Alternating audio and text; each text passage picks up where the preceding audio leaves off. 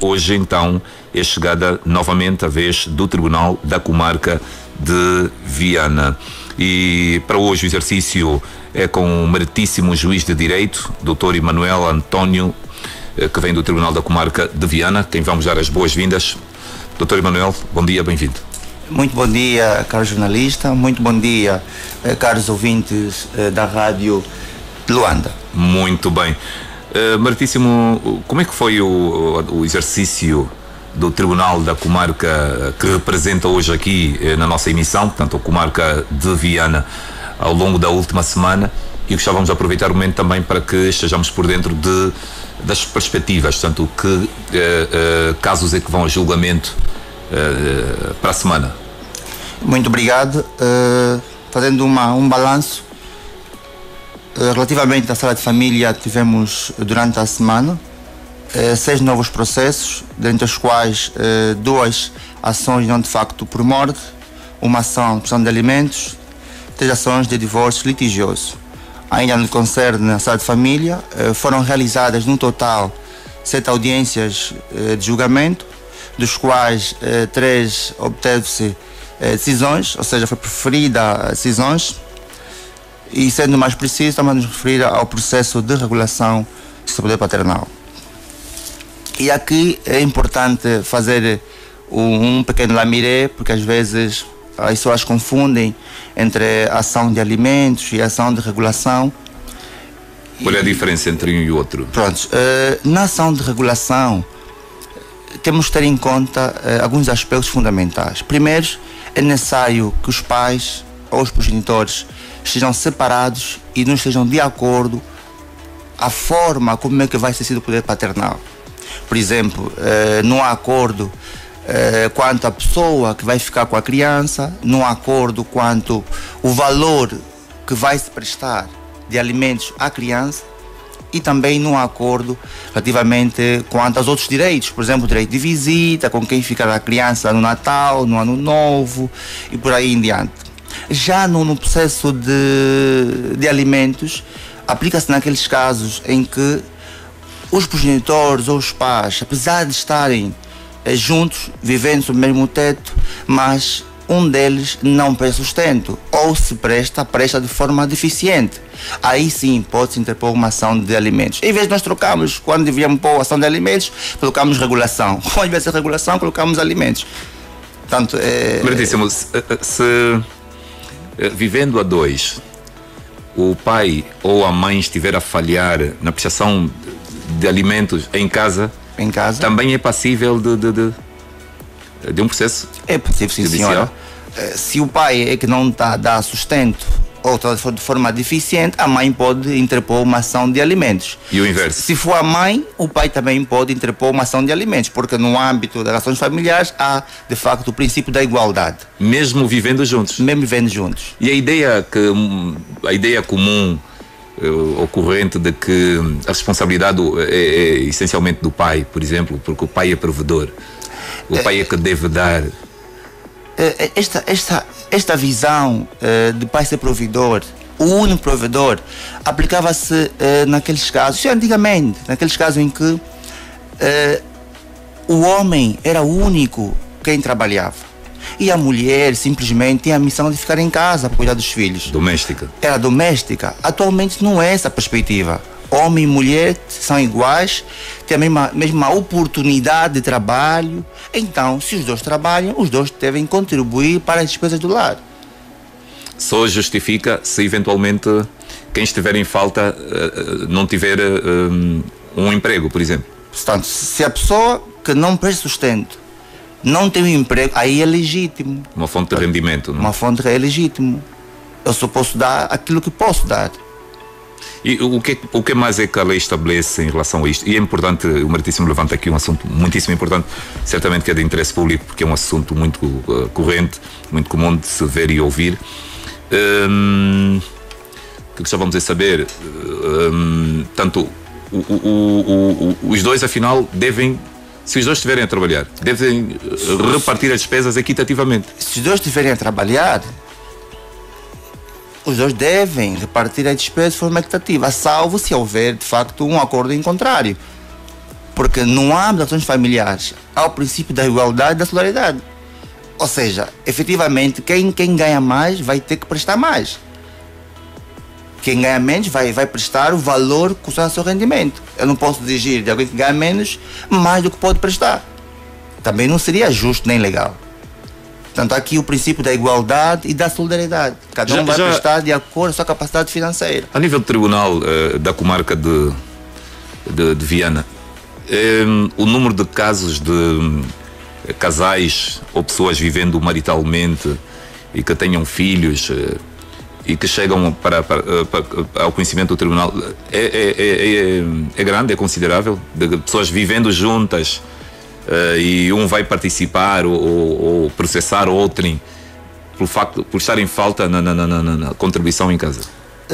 Também há esses casos? Há esses casos, mas na maior parte dos casos vivemos juntos e ele está a dar pouco ou não dá nada, ou vivemos juntos, ela tem rendimento, dá pouco ou não dá quase nada. Também há estas situações? De facto, há esse tipo de situações, mas a maior parte dos casos são mais as mulheres. As mulheres é que abrem processos de alimentos. Os homens é muito difícil. Muito bem. Mas há, de facto, homens que também abrem processo de alimentos porque a mulher não presta sustento no lar. E isso é legítimo. Nós temos que informar as pessoas que quer o homem, quer a mulher, podem, sim senhora, abrir um processo de alimentos. Muito bem. E aí foi bom o Meritíssimo ter levantado esta nota, porque quase que não se discute, quase que não se fala sobre isto, mas é uma realidade. Mas ainda temos uma visão antiga, lá do tempo de Cristo, de que só o homem que tem que contribuir. Só percebemos quando vamos à Europa, não é? A Europa. Isso está errado. Aí temos que mudar de percebemos mentalidade. que afinal de contas deve ser tudo repartido ao meio. Se nós damos à mulher as mesmas oportunidades que ao homem, por uma de razão, a mulher também tem que contribuir no lar. A nossa realidade, e a gente costuma ouvir, não, eu tenho o meu salário, mas o meu salário é meu. Está a mulher a falar. O do homem é que deve servir o salário do homem e da mulher é para fazer face às despesas do lar. Por essa razão é que se uniram. O homem e a mulher deixará o seu pai somente para formar uma única pessoa, uma única carne. E nessa perspectiva, quer o rendimento de um e do outro deve estar destinado a satisfazer as necessidades do lar e não só do homem. Muito bem. Em relação à partilha da criança em caso de separação, o Meritíssimo levantou também o fator partilha, não é? Em caso de separação, é conferida a guarda ao progenitor que tiver melhores condições. E aqui não é só condição financeira, também condições psicológicas. É tendência a haver um indício de alguma inclinação, algum pendor mais para as senhoras ou para a mulher. De facto há essa propensão, mas o juiz, quando tem um processo, tem que se despir desse tipo de emoções. Tem que conferir a guarda ao progenitor que melhor salvaguarda os interesses da criança. Portanto, o juiz não pode, de facto, conferir a guarda a uma mãe, que é uma mãe, passa-me o termo, uma mãe tibundeira. Uma mãe que sexta-feira está na discoteca só sai na segunda-feira. Uma mãe que não cuida dos deveres básicos, dar banho à criança, verificar como é que está a roupa, verificar se os filhos matabicharam, tomaram um pequeno almoço. Portanto, são aspectos que o juiz vai ter que valorar. A forma como é que a mãe trata os filhos, os laços afetivos. Há pais que de facto tratam filhos melhor do que as mães. Há pais que tratam filhos melhores do que as sogras. Portanto, não é o facto de ser mulher que automaticamente o tribunal tem que conferir a guarda. Não, é conferida a guarda a pessoa que apresentar melhores condições. E aqui as condições do ponto de vista geral.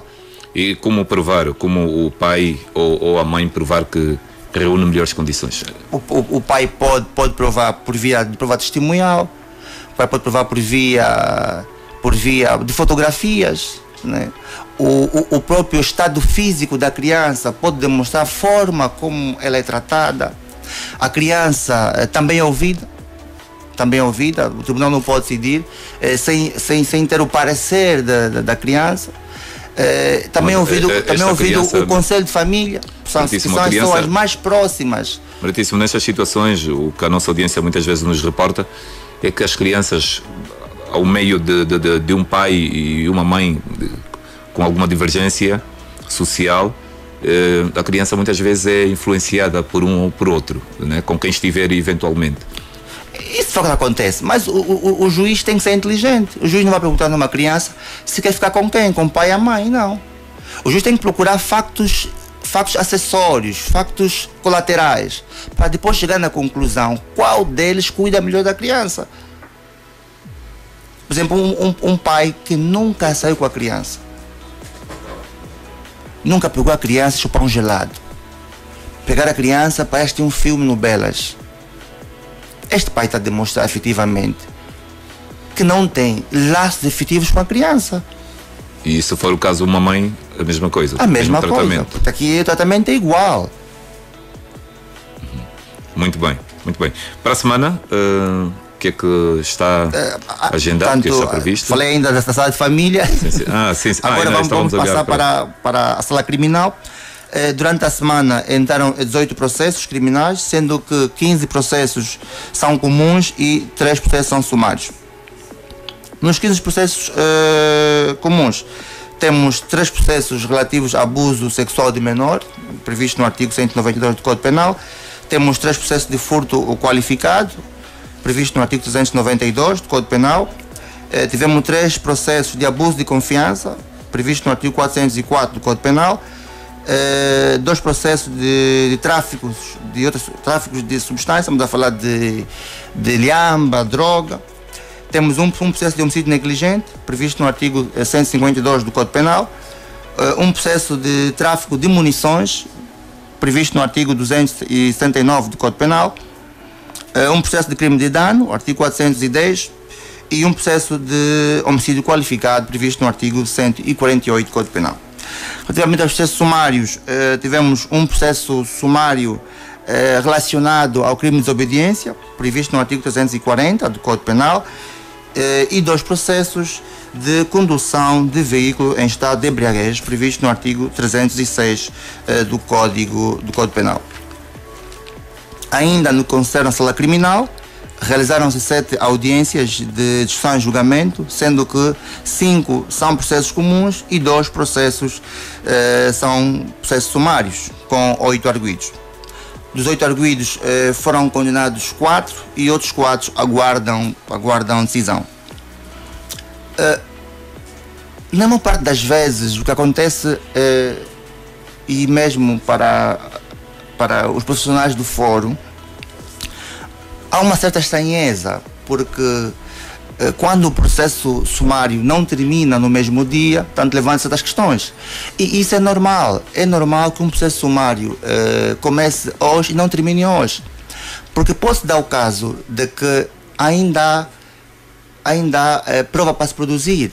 Tem que se realizar diligências. E o que a lei prevê é que, nesses casos, o juiz pode levar o julgamento até 15 dias. É o prazo limite máximo. O prazo limite máximo de julgamento sumário. Tal conclusão resulta do artigo 463 do Código do Processo Penal. E aqui eu quero levar aqui, em particular, um caso específico relacionado ao exercício ilegal de profissão.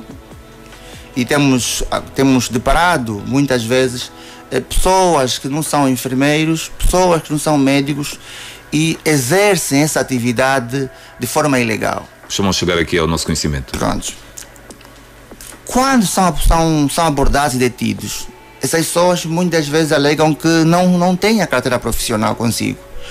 E não têm porque perderam ou porque foram furtados. E nesses casos o tribunal precisa ter certeza se essa pessoa efetivamente é médico ou enfermeiro. Então o tribunal, antes de tomar uma decisão, tem que oficializar, tem que meter um ofício à ordem dos enfermeiros para nos dar informação sobre aquele cidadão, se é enfermeiro ou não. Se consta ou não da base de dados. Da base de dados. Isso, efetivamente, pode fazer com que o julgamento seja adiado até o mais tardar 15 dias. E quando o tribunal obtém a resposta, aí sim está seguro para proferir uma decisão. Então, às vezes, quando os julgamentos sumários não terminam no mesmo dia, está relacionados a este tipo de situação, para a procura da descoberta efetiva da verdade. O juiz não pode decidir com dúvida, o juiz não pode decidir se não tiver elementos suficientes. E qual tem sido a tendência da defesa, do arguido, da experiência que tem? Já vi situações em que a defesa alega que o tribunal tem que decidir na hora, tem que decidir naquele mesmo dia. E se tivermos que decidir amanhã ou depois da manhã, temos que colocar o arguido em liberdade. Mas não é assim que funciona, do ponto de vista legal. O tribunal tem essa margem, tem 15 dias para julgar um processo sumário. Muito bem, mas está aqui um bom exercício para o esclarecimento. Portanto, a Rádio Luanda fazendo toda a diferença. Isto você só acompanha aqui na 99.9 em FM. Quero recordar que estamos hoje aqui na Quianda a olhar para as ações que, portanto, ou seja, a tramitação de processos a nível do Tribunal da Comarca de Viana. Portanto, o Tribunal da Comarca de Viana, depois de ter estado aqui a semana passada, o Tribunal da Comarca de Belas, um exercício que certamente vamos continuar a fazer aqui na sua rádio. Se me permite, caro jornalista. Sim. Portanto, ainda temos processos relacionados às garantias. As garantias. Quanto às garantias, convém referir que nesta semana entraram no total 79 processos, dos quais 38 são processos novos para primeiro interrogatório judicial de arguido detido e... Perdão, meritíssimo. As garantias pressupõem a tramitação à sala do juiz de garantias. Pronto. As garantias refere-se à sala criminal. Sala criminal. E a sala criminal nós temos, portanto, a fase de julgamento e temos os juízes que intervêm durante a fase de sessão preparatória. Sim. Como sabemos, esta fase é dirigida pelo Ministério Público, mas, do ponto de vista legal, tem sempre que haver um juiz de garantia para poder praticar aqueles atos que o Ministério Público não pode praticar. Necessariamente. Estamos a nos referir, neste caso, a medidas de coação processual, nomeadamente a prisão preventiva, a proibição de sair do país, a prisão domiciliária, quanto às escutas telefónicas, às buscas em serviços públicos, repartições públicas, de advogados. Essas situações são da competência exclusiva do juiz de garantia. Por isso, há necessidade de, na fase de sessão preparatória, embora sendo uma fase que cabe ao Ministério Público, intervir um juiz de garantia. E foi nesta senda, durante a semana, que, tendo procedido interrogatórios junto da PGR, se o procurador entender de que os arguidos que foram interrogados tem que ser aplicada uma medida mais gravosa que não é da sua competência, então tem de remeter o processo e o arguido e as provas que nela contém ao juiz de garantia.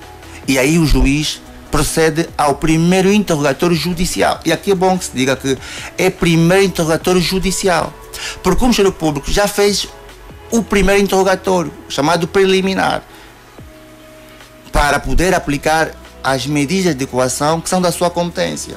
Então, se verificar que, no caso em concreto, tem que se aplicar uma medida de coação que não é da sua competência, então remeta ao juiz de garantia. E qual é o papel do investigador processual? Portanto, em que pé que fica? Porque antes da implementação da figura do juiz de garantias, assim, de conhecimento comum, dava a impressão de que estava o investigador ali, preparava o processo, ou seja, instruía o processo, e depois a decisão era a competência do Ministério Público, no caso da Procuradoria. Portanto,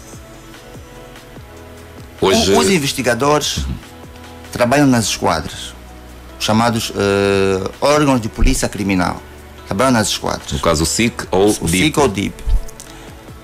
E quem tem a direção do processo é o Ministério Público, enquanto titular da ação penal. Portanto, todos os atos que fazem os investigadores o fazem sob direção do Ministério Público. Portanto, o Ministério Público ouve o arguido e determina algumas diligências. Essas diligências, efetivamente, quem o fará são os investigadores. Por exemplo, ouvir as testemunhas, ouvir os declarantes. Essa é a função dos investigadores.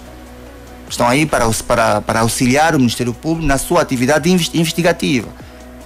Diferentemente do juiz. O juiz julga. E mesmo quando o juiz aplica uma medida de coação, o juiz está a julgar. O juiz está a julgar. Na perspectiva de que, de acordo com os factos e as provas trazidas ao juiz, pelo Ministério Público, o juiz tem que verificar se a esse arguido deve ser aplicada ou não uma medida de coação. E isto, de facto, pode limitar os direitos fundamentais. Ali, neste caso, ou nesta fase, Meritíssimo, o Ministério Público já propõe a medida. O Ministério Público faz um despacho de promoção. Okay. O despacho de promoção é um despacho em que ele vai dizer, olha, sobre este arguido recai os seguintes factos. E estes factos, nos termos da lei, configuram o crime X, crime de homicídio ou crime de dano. E este arguido não pode estar em liberdade, porque o crime é grave e há receio de fuga, há perigo dele perturbar a instrução ou, por exemplo, há o perigo dele continuar a sua atividade criminosa. E aqui é um reparo, não basta invocar que há perigo, ele tem que demonstrar factos que preenchem essa expressão jurídica. E o juiz vai ter que analisar se os factos invocados pelo Ministério Público preenchem ou não aquela expressão jurídica que é o perigo de fuga, o perigo dele continuar a atividade criminosa. Ora, se o juiz verificar que não preenche, o juiz, em vez de aplicar a prisão preventiva, aplica uma outra medida. Ou aplica a caução, a prisão periódica, ou aplica um TIR, portanto, consoante as circunstâncias. E aqui temos que dizer que o facto de haver uma promoção para se aplicar ao arguido uma determinada medida não quer dizer que o juiz tem que automaticamente aplicá-la. O juiz tem que analisar, tem que valorar se efetivamente naquele caso em concreto é possível ou não, tendo em conta as provas e os factos, aplicar a medida proposta. Se verificar que não é possível, então tem que aplicar uma outra medida. Isto retira a ideia inicial que aprendemos de que o Ministério Público é o fiscalizador da legalidade? Não retira. O Ministério Público continua... O fiscalizador passa a ser agora o juiz de garantias, ou o Ministério Público, no caso o procurador, continua a ser o fiscalizador da legalidade? O Ministério Público continua a ser o fiscal da legalidade. Inclusive fiscaliza os atos dos juízes.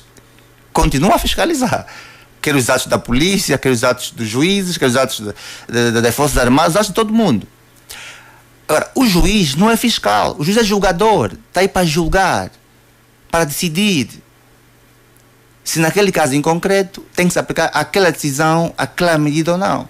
Portanto, o juiz continua a ser o julgador, um julgador imparcial, que não olha para o rosto do Ministério Público, não olha para o rosto do arguido, não olha para o rosto do advogado, olha para a lei, olha para os factos. Dura lex sed lex. Olha para as provas e decide de acordo à lei e à sua consciência. E também de acordo com o grau de experiência que tem. Muito bem, muito bem. Muito bom exercício, é esperar que a nossa audiência esteja a tirar o bom proveito, e certamente que sim, deste exercício que estamos agora aqui a fazer na Rádio Luanda, todas as sextas-feiras, a não perder. Hoje quero recordar que estamos aqui a fazer o exercício com o meritíssimo juiz de Direito, Dr. Emanuel António, que está aqui a representar o Tribunal da Comarca de Viana. Para a semana... Para a semana, pensamos nós que vai ser uma semana muito pesada, pelo facto de termos constatados que houve várias detenções em função do vandalismo que se verificou na cidade capital de Luanda e noutras províncias. De certa forma, isso vai exigir de nós mais esforço. E nesse sentido, portanto, o nosso Conselho Supremo Judicial, em sintonia com o presidente da comarca de Luanda, portanto, foram mobilizados todos os juízes de garantia para estarem em prontidão no Tribunal da Comarca de Viana para atender, portanto, a demanda processual. Porque se verificarmos, os crimes de vandalismo são punidos, eu podia dizer mesmo, todos os crimes de vandalismo são punidos com pena de prisão superior ao seu limite máximo a 3 anos. Assim sendo, esses processos não cabe julgamento sumário. Porque para haver julgamento sumário é necessário que o crime não seja punido com uma pena de prisão superior a 3 anos. Os cidadãos implicados na vandalização dos supermercados Arraió e Angomart, no Golfo 2, diz aqui uma nota que foram condenados a 1 ano de prisão. Sim. Tanto, os primeiros casos que foram a julgamento. Sim, o grande problema, e temos aqui que fazer uma diferença, nem todos os cidadãos que foram apanhados e condenados tenham sido por crime de vandalismo. Porque o crime de vandalismo é punido com uma pena de prisão superior a 3 anos. E aqui não cabe julgamento sumário. Agora, vandalismo, por outros termos, porque nós temos estamos a falar, por exemplo, destruição de bens públicos, destruição de autocarros. Esses crimes, a penalidade é muito superior. Não cabe julgamento sumário. Não inferior a 3 anos. A 3 anos. Mas, em todo o caso, para além do vandalismo, há outros crimes. Há crime de desobediência.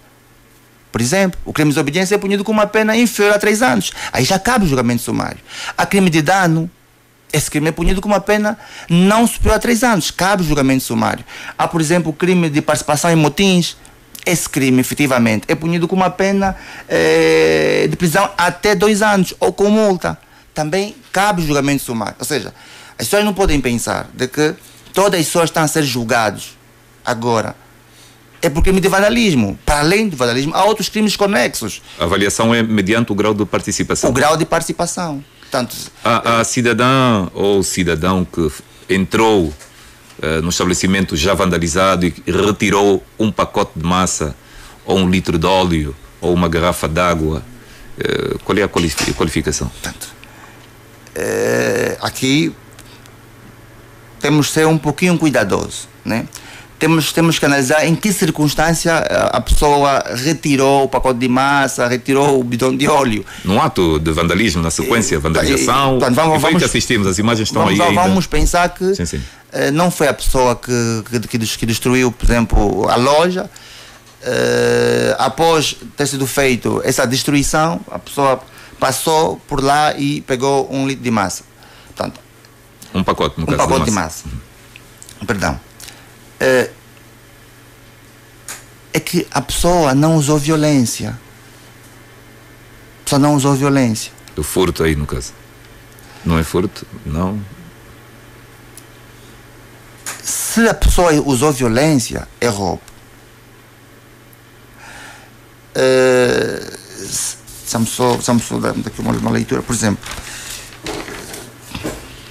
Se essa coisa estava, se o bem que foi subtraído estava ao serviço do público, aqui podemos dizer que é um crime de subtração de bens públicos.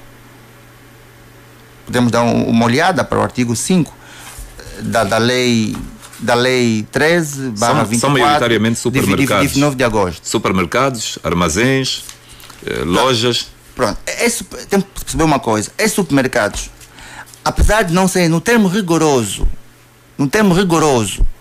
um bem público, mas a lei abre uma exceção de que se esse bem móvel ou imóvel tem uma importância significativa para a economia ou para o desenvolvimento social e cultural, a lei abre uma exceção e qualifica como um bem público.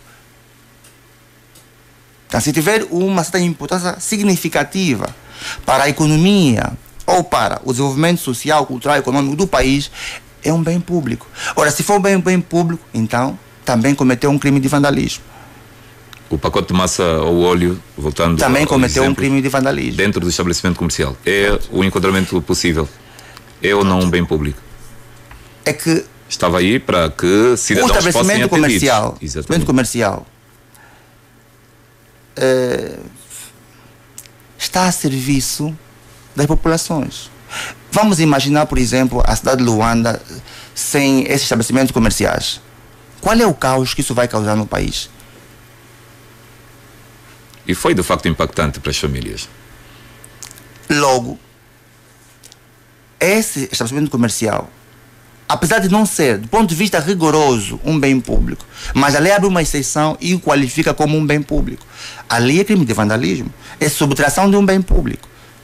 Porque aquele estabelecimento comercial é relevante do ponto de vista econômico para o país. E a lei clara, no seu artigo 3º, e diz isso, diz que o bem móvel ou imóvel de importância significativa para a economia ou para o desenvolvimento social, cultural, econômico, político, técnico ou tecnológico do país, considera-o como um bem público. Mas, tal como disse, esses crimes têm uma penalidade superior a 3 anos e não cabe julgamento sumário. Então as pessoas vão ser julgadas por outros crimes, se quisermos julgar sumariamente. Desobediência, participação em motins e outros, que se verificarem em cada caso concreto. Muito bem, muito bem. Vai ser uma semana de muito trabalho. Aliás, já começou, meritíssimo. Já, inclusive... São mais de 1000 detidos. Inclusive, isso já começou a ter um efeito negativo nos magistrados. Por exemplo, ontem eu tive que dormir 0 horas. Isso para atender a demanda processual. Eu cheguei em casa 0 horas ontem. Portanto, o tribunal criou todas as condições necessárias para que as pessoas não fiquem muito tempo detidos. Portanto, porque é um direito fundamental. As pessoas têm que ser presentes a um magistrado judicial caso se pretenda aplicar uma medida de coação mais gravosa que não seja da competência do Ministério Público. Então, nós estamos aí preparados para atender essa demanda processual. Muito bem. Resta-nos agradecer. Muitíssimo obrigado mesmo pela presença e, acima de tudo, pela partilha de conhecimento com a nossa audiência. Meritíssimo Dr. Juiz de Direito, Emanuel António, esteve aqui em representação do Tribunal da Comarca de Viana. Portanto, está connosco ainda em momento de despedida. Doutor, nosso muito obrigado. Eu que agradeço, portanto, e eu acho que a população merece estar informada. É um direito constitucional, o direito à informação, estar informado sobre aquilo que se passa no Poder Judiciário.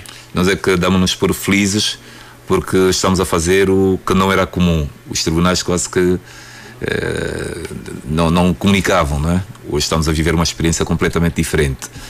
O nosso muito obrigado. Okay. Obrigado mesmo. Muito obrigado, agradeço a atenção.